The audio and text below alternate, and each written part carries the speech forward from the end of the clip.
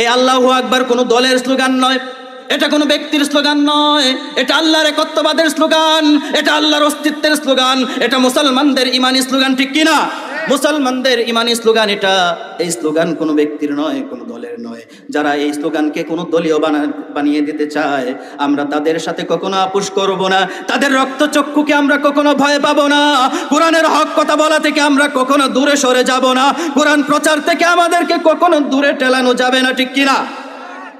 যেই দলের কর্মীরা আল্লাহর জন্য শাহাদাত বরণ করে যায়, এই দলের কর্মীরা আল্লাহর জন্য রিমান্ডে যায়, যেই দলের কর্মীরা আল্লাহর জন্য রক্ত ঝরায়, যেই দলের কর্মীরা আল্লাহর জন্য বাড়িঘর ছাড়া হয়, যেই দলের কর্মীরা আল্লাহর জন্য জেলে চলে যায়, যেই দলের কর্মীরা আল্লাহর জন্য লড়ে যায়, যেই দলের কর্মীরা আল্লাহর জন্য মরে যায়, যার মুখে যার অন্তরে এই স্লোগান যত বেশি, সে আল্লাহর জান্নাতের সবচেয়ে বেশি কাছাকাছি।